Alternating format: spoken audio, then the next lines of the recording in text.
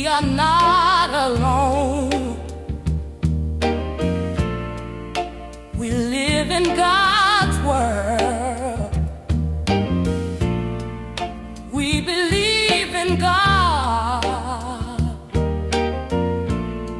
We believe in God,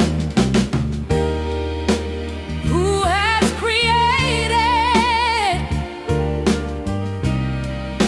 and is creating, who has come in Jesus, the Word made flesh, to reconcile and make new, who works in us and others